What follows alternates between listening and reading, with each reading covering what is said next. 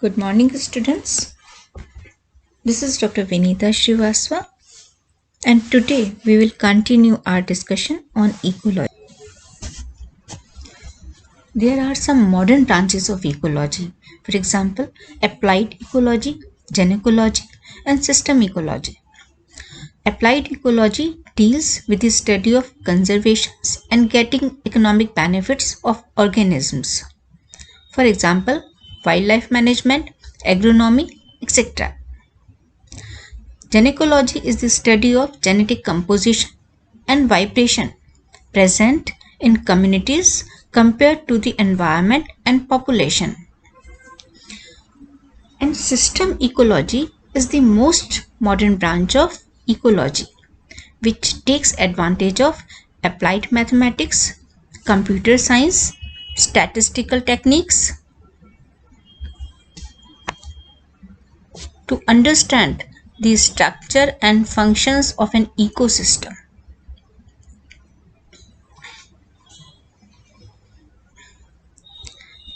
Now let us try to understand the ecological hierarchy. Actually, the ecological hierarchy follows the below order with an increase in size and complexity. Organism is the smallest unit of ecological hierarchy, followed by species, also known as population. Then comes biotic community, ecosystem, biome, and biosphere. Let us try to know about all these units one by one in a little bit more detail.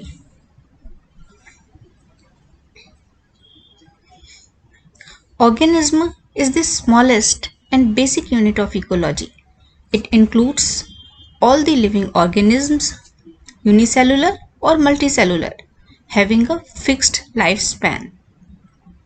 Species or population is known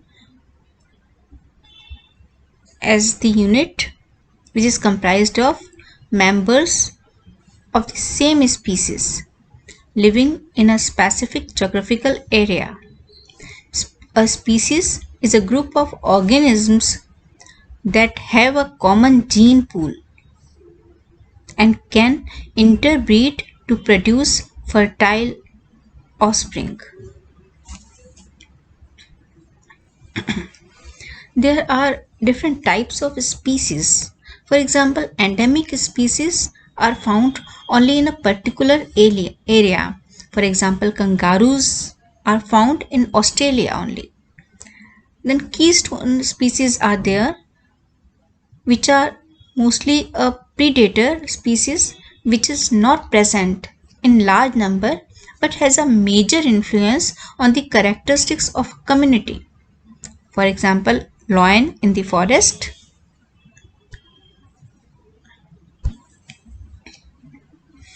critical link species are the species which help other species in the vital activities. For example, pollinators for plants, parasitic and symbiotic relationships. Now let us know what do we mean by a community. The interacting group of various different species living in an area is known as a community. It includes plants, animals, and microbes.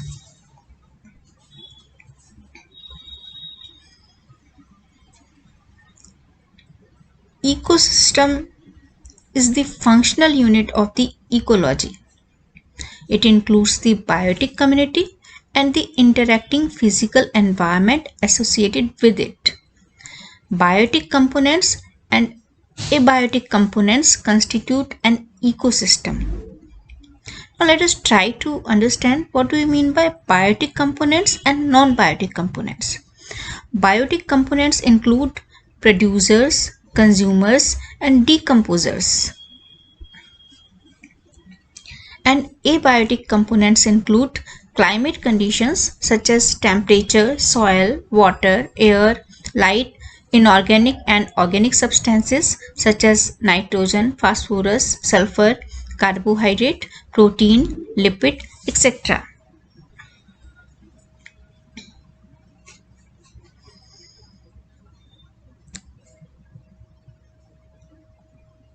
Again, focus on ecosystem. An ecosystem is the structural and functional unit of ecology. It is a community of living organisms along with the abiotic components interacting together through energy flows and nutrient cycles.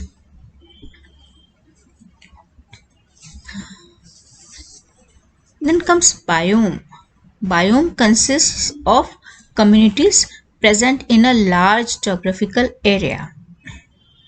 So biome consists of many communities living in a large geographical area. And what do we mean by biosphere? It is this total sum of all ecosystems. It is also known as the zone of life on earth.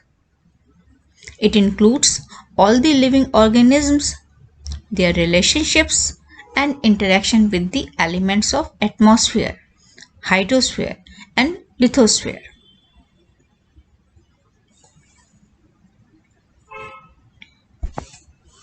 So again, let us see the ecological hierarchy which follows the below order with an increase in size and complexity.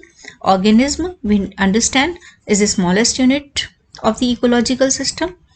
Species or population is the next level unit, followed by biotic community, then ecosystem, then biome and biosphere. Let us focus on two more terms of ecology. One is habitat.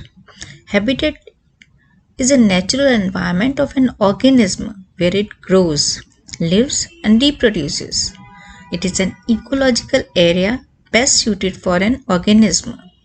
Habitats vary in the physical and chemical composition. It includes abiotic components like water, temperature, light, and soil, and biotic components too. For example, parasites, competitors, pathogens, and predators interacting with them constantly. Life exists not only in the most favorable habitat but also in the most extreme and harsh environment. Ecology at an organismal level tries to understand how different species adapt to their environments for their survival and reproduction. Then comes niche. Niche includes all the interactions of a species with the biotic and abiotic factors of its environment.